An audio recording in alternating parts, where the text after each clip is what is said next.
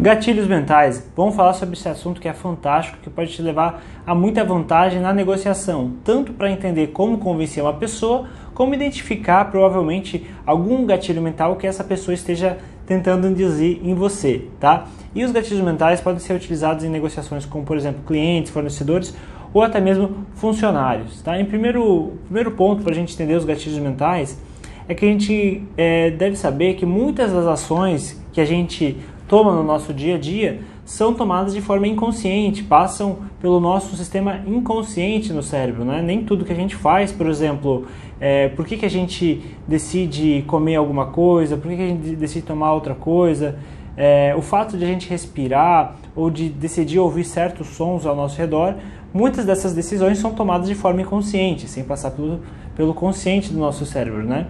E aposto aí, quando eu falei de respiração, você começou a prestar atenção na respiração, veio para o seu consciente. Mas o fato é que se tudo que a gente fizesse, né, se todas as nossas ações passassem pelo nosso consciente, o nosso sistema provavelmente ia ficar sobrecarregado.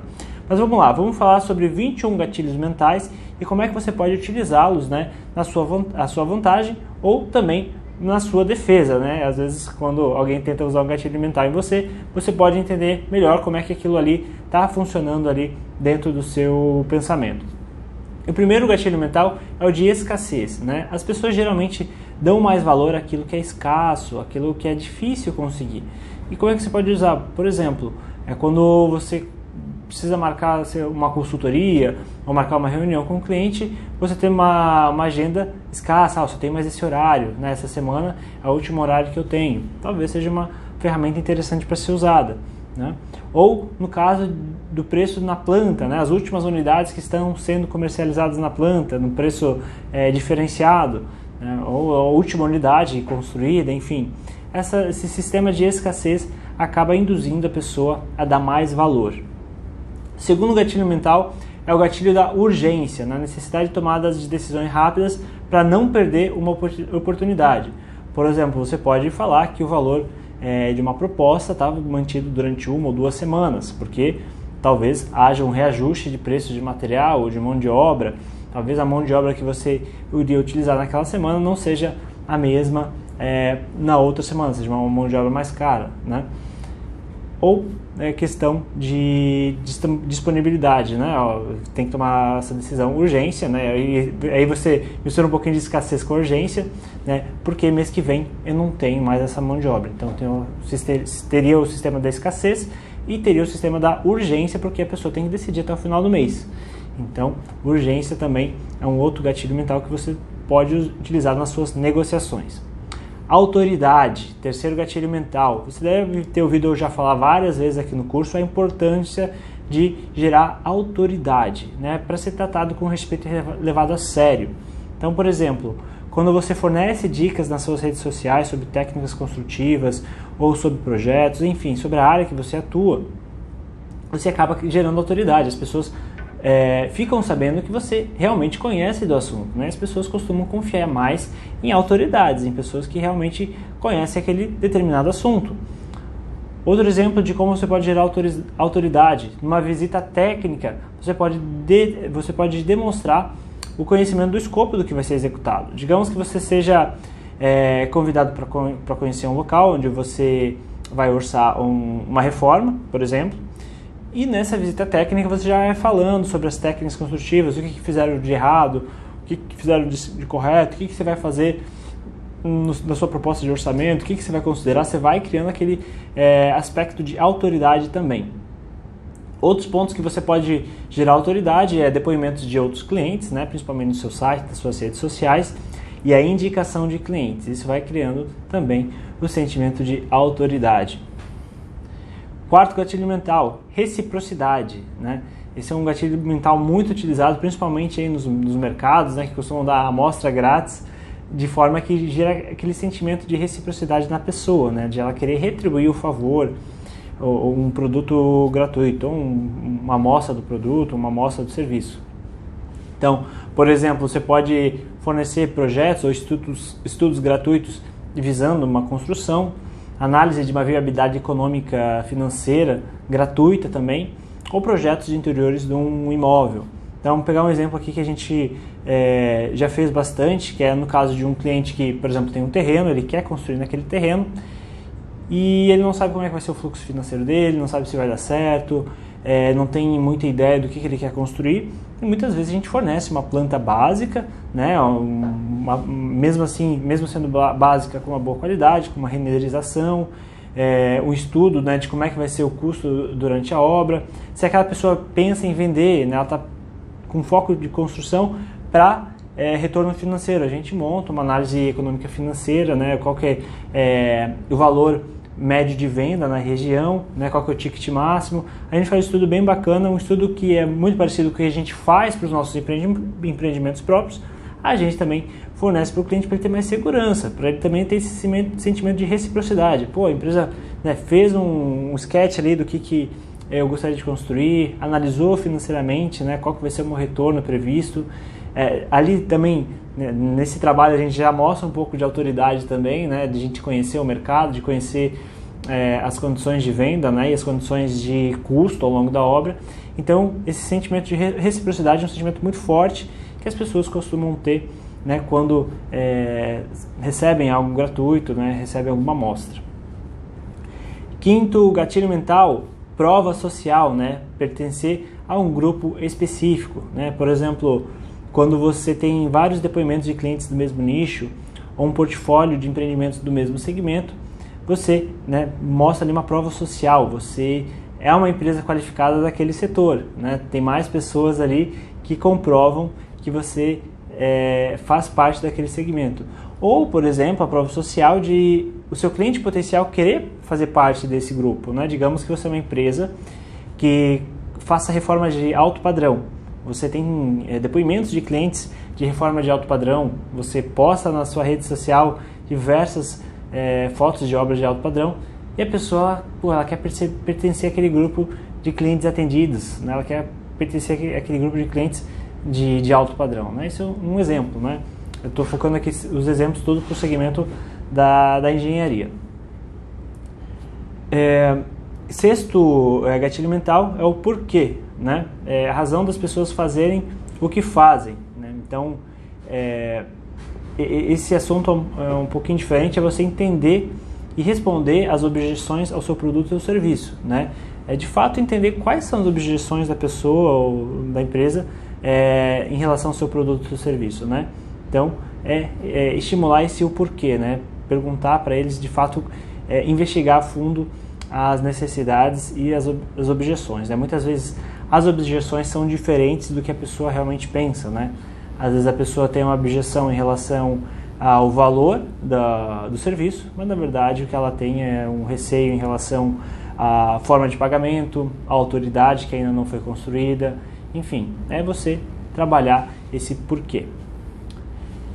Sétimo gatilho mental, antecipação, né? Projetar o futuro para ativar o cérebro para áreas ligadas à felicidade. Então, lembra quando a gente falou de fazer, de transportar o cliente para aquela transformação, de transportar o cliente para uma outra realidade? Então, é esse sentimento, esse gatilho mental da antecipação, né? Por exemplo, você fazer o material de vendas do empreendimento, uma renderização de alta qualidade da obra, daí já junta, né, com a reciprocidade que eu falei há pouco. Falar dos benefícios quando aquele empreendimento estiver concluído. Então você antecipa aquele sentimento prazeroso que a pessoa vai ter quando o serviço dela estiver concluído, quando o produto estiver concluído. Você antecipa esse sentimento e faz com que ela queira, de fato, a contratação, porque ela tem uma amostra daquilo que ela vai sentir em 100% quando, né, estiver finalizado. Gatilho da novidade, né? Exposição à novidade, que leva à liberação de dopamina, né? A aplicação de uma nova tecnologia, um novo revestimento, um equipamento, soluções. Isso é muito para aquele cliente que gosta de novidades, né? De fato, de estar na frente, de estar inovando, de estar, entre aspas, se arriscando com uma nova tecnologia, com um novo equipamento, né? Isso vai muito do perfil do cliente. Se você consegue identificar que é aquele cliente que quer coisas novas, que quer inovação, né? Talvez seja um gatilho mental interessante para você estar utilizando, né? Diferente de um perfil mais conservador, que quer aquele feijão com arroz, né? Que é o que o pessoal sempre tem feito. Tem aquele perfil também que gosta de uma novidade, né? Na época aí dos containers, né? O pessoal queria fazer container, né? Mesmo às vezes não sendo mais barato ou mais eficiente para aquela situação, a gente notou em diversos clientes esse anseio pela novidade da época, que era a questão dos containers. Então, qual que é a novidade hoje no seu mercado? Será que o seu cliente é daqueles que querem estar por dentro da novidade? Talvez seja uma boa opção. Relação dor-prazer, né? Entenda as maiores dores e desejos dos seus prospectos, né? Cada um tem a sua prioridade. Tem gente que é movida para evitar a dor e tem gente que é movida para buscar prazer, né? São basicamente os principais motores das ações humanas, são esses, né? Evitar a dor e buscar prazer. Então, por exemplo, mostrar os problemas, as dores do cliente se ele não te contratar. Vamos pegar um exemplo de gerenciamento de obras, né? Mostrar quanto tempo aquele cliente vai estar deixando de passar com a família, ou às vezes deixando de trabalhar num negócio que ele vai receber muito mais do que ele se tivesse contratado para tocar a obra. Você também pode ir pelo prazer, né? Mostrar os benefícios. No caso, mostrar para o cliente o que ele vai estar ganhando com aquilo. Vai estar ganhando tranquilidade, vai estar ganhando mais tempo para fazer outras coisas, está ganhando liberdade, está ganhando uma garantia, né? Então você tem que entender para que lado da conversa, para que lado da argumentação você vai levar para aquele cliente. Se você vai mostrar a dor, né? Você vai mostrar a dor de cabeça que ele vai ter, as horas que ele vai ter que às vezes ficar de noite, porque é um serviço que tem que ser feito à noite, a dor de cabeça de ele achar cada empresa especializada, ir atrás, contratar, fazer um contrato, ver a garantia, ver a especificação do material. Ou se você vai pelo caminho do prazer. Pô, que legal, você tá com isso tranquilo, você só voltar daqui um mês e tá com a chave na mão, né? Então, entender como é que aquela pessoa toma decisões. São decisões mais baseadas evitando dor ou buscando prazer. Descaso, né? Esse é um pouquinho mais raro, mas também pode ser utilizado, o gatilho mental do descaso, né? Quando você mostra que o maior benefício é para o cliente do que para você. Então, por exemplo, você pode apresentar a sua solução, responder as objeções, né, que a gente falou no gatilho passado, e não ser chato na venda, né? Isso é uma situação muito particular, né? É aquele cliente que não quer ser perseguido, é aquele que quer perseguir. Então, por isso que é o descaso. Você apresenta, você se coloca toda à disposição, mas você deixa o cliente ir atrás de você, tá? Você tem que tomar um pouquinho mais de cuidado para também não abandonar o cliente por completo, né? Então, descaso, um gatilho mental que você tem que ter muito cuidado na hora de usar e com quem usar. Compromisso e coerência, isso é regra de ouro. Você sempre tem que cumprir esse gatilho mental, que é sempre ter coerência em relação ao que você concorda, né? Então, por exemplo, você pode, numa reunião com o cliente, acordar algum certo serviço, um certo procedimento e, sei lá, aconteceu algum erro, o acordado não foi para o contrato. Acabou não indo para o contrato, por falha das duas partes, não se atentaram. E talvez o cliente até nem cobre isso durante a obra. Mas por manter a coerência, né, a coerência é um fator muito importante na sociedade, você vai fazer. Você vai fazer, vai entregar para o cliente e muitas vezes ele nem lembrou que aquilo tinha sido acordado, né? Então, forma de você manter o compromisso e a coerência, por exemplo, colocar nos seus contratos até mesmo multas para você mesmo. Por exemplo, a multa por dia de atraso, percentual de multa em caso em desacordo com o projeto, né? Retenção por parte do cliente, né? Ele paga e retém uma parte de pagamento que só vai ser liberado tantos dias após a conclusão, né? Isso mostra muito compromisso e coerência, né? Isso mostra que você vai de fato executar, você não tem receio de colocar isso no contrato, multas em caso de discordância, porque você tem compromisso e tem coerência, né? E alguns exemplos então de como você demonstra isso para o seu cliente. Paradoxo da escolha, né? Esse é um case muito interessante. Paradoxo da escolha é que com menos possibilidades de venda você facilita para o cliente, né? Então eu me lembro no início da nossa empresa a gente tinha vários pacotes de tipos de administração de obra, era com X relatórios, outro era com menos relatórios, outro era com dinheiro o dia todo. E isso tinha muita escolha para o cliente e acabava ficando confuso para ele, né? Logicamente, ele gostaria de ter o pacote com mais opções, né? Com mais benefícios, mas no valor do pacote menor, né? Então, você tem que manter um equilíbrio em relação ao número de escolhas que o cliente tem, né, para ele não ficar confuso, e de preferência ser bem direto, né? Talvez trabalhar com um tipo de serviço específico para aquele cliente, né? É o que a gente tem adotado, pelo menos. Então, por exemplo, você vai, quando for sugerir tipos diferentes de plantas, tipos de revestimento, alguma solução executiva, tentar focar em menos opções, 2, 3 opções no máximo, mais relevantes, né? Soluções que você já passaram pelo crivo técnico e você de fato viu que são as melhores. Então, trazer aí 2, 3 opções, não trazer 10 opções de revestimento, que o cliente às vezes vai ficar mais confuso, vai querer ver mais outros tipos de revestimento. Então, via de regra, o paradoxo da escolha, quanto menos escolha, mais fácil é a decisão do cliente. Número 13, história. A gente falou também numa aula passada a importância de contar histórias. As pessoas se conectam muito com histórias, né?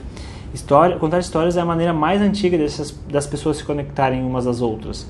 Então, narrativas interessantes que levam o cliente para o protagonismo da história. Isso é muito interessante, quando você, além de contar uma história envolvente, você envolve o cliente na história, né? Então, você pode, por exemplo, você está vendendo uma casa e tem um casal, né? A mulher está grávida de 4, 5 meses, e você começa a contar a história aqui, como vai ser bacana para o filho dele brincar nesse quintal, né? Ele já fica sabendo, pensa que tem algum animal de estimação, um cachorro, você transporta eles também para essa história. Enfim, você trazer essa história para o cliente, ele se transportar para essa história, isso cria muita conexão. Em vez de você pode, lógico, focar nos benefícios técnicos, não, a casa tem tantos metros quadrados, o revestimento é da especificação X, que tem garantia de tantos anos, bacana, você pode fazer isso, talvez até seja um cliente que foque na parte técnica. Mas e se você também contar uma história de como aquela casa vai durar muito tempo para a família deles, para eles viverem confortáveis? Daí aquela casa, por exemplo, tem um isolamento térmico, você pode, né, contar a história como vai ser no inverno para eles, como vai ser confortável. Às vezes você está construindo uma lareira, olha que bacana aqui essa lareira, para você contar histórias para o seu filho, entende? É algo muito mais palpável, as pessoas criam muito mais conexões com histórias. E as histórias também podem auxiliar para criar autoridade. Agora, um outro exemplo é você, por exemplo, contar a história da sua empresa, né? Como vocês se superaram, iniciaram ali com um projetinho elétrico e hoje já estão construindo unidades próprias para venda. Então, não subestime o poder de uma boa história, né? Histórias sinceras, histórias do coração. Simplicidade. Se houver várias formas de realizar uma tarefa, a tendência é ir pelo caminho mais simples. Então, simplifique seu processo de negociação, né? Verifique qual que é a necessidade da outra parte e verifique como você pode ajudá-la a chegar lá. Então, por exemplo, um cliente tem o foco, né, melhor qualidade construtiva, melhor padrões de acabamento. Foque nisso. O cliente tem como prioridade a entrega antes do prazo, a entrega o mais rápido possível. Foque na questão do prazo. O cliente pode ter um foco também em relação ao preço, então foque na questão do preço. Então, simplicidade é basicamente focar ali no que realmente importa, qual que é o principal ponto fundamental naquela negociação. Temos aí o 15º gatilho mental, que é a referência, né? Vou falar mais à frente sobre o processo de ancoragem, né, relacionado a isso. A referência é muito baseado, as nossas decisões são muito baseadas em experiências anteriores, né? Então, o processo de compra, geralmente a gente faz uma análise de concorrência, né, para ter uma referência de qual que é o valor correto, qual que é o valor de mercado, quais são os padrões de fornecimento, né? Então, para você criar esse processo de referência, é interessante você avaliar como é que está o mercado, né? Quais são os principais pontos oferecidos por concorrentes e também avaliar o preço oferecido no mercado, né? Não que você tenha que seguir o mercado 100%, mas é bom entender qual que é a referência que o cliente vai ter na hora de falar com você. Lógico, se o produto for tão diferenciado, aí ele não vai ter uma referência, né? Porque vai ser algo fora do comum, fora do mercado, né? Mas, em via geral, o cliente costuma ter alguma referência. Você pode criar essa referência também. Você pode, por exemplo, ancorar o seu preço num preço maior e depois, a partir dali, né, depois que você já referenciou num valor maior de negociação, daí você pode dar um desconto. 16º gatilho mental, curiosidade, né? O espaço em branco entre aquilo que se sabe e aquilo que desejamos saber. Então, isso é muito utilizado em postagens, por exemplo, né? Fazer uma postagem, gostaria de saber como executamos esse serviço, gostaria de saber como tal coisa é feita. você deixa o espaço em branco, deixa aquela curiosidade que a pessoa, né, vai querer saber o que é, como é que faz. Então é interessante também trazer a parte da curiosidade. Inimigo comum, né? Todos os públicos e empresa possuem geralmente um inimigo em comum. Descobrir qual que é o maior vilão dos seus clientes, né? Para se colocar no lado dele. Então, por exemplo, clientes que tiveram problemas com fornecedores anteriores, com empresas de reformas, por exemplo, anteriores. Identificar quais são aqueles problemas e se colocar ao lado para resolver. Então, por exemplo, você entra em contato com um cliente, esse cliente ele quer fazer uma reforma na casa dele. É interessante você entender o histórico daquele cliente, ver se ele já fez alguma coisa do passado, se ele tem alguma referência de preço, né, falando do gatilho mental anterior. Entender se ele teve um outro fornecedor, um outro prestador de serviço naquela época e ver como é que é a relação dele com isso, né? Porque possivelmente se ele está orçando com outras empresas, talvez ele não queira fechar com aquela empresa de novo, né? Então, pode ser que ele esteja pegando preço para balizar, né, para fazer uma comparação, mas é interessante você pegar essa história, como é que foi o atendimento, se teve um serviço de qualidade, e você pode utilizar o gatilho mental do inimigo em comum, né? Colocar ali ao lado, pô, realmente, né, o senhor tem razão, ou a senhora tem razão, o serviço não devia ter sido feito daquela forma, a gente sendo contratado vai fazer de tal maneira.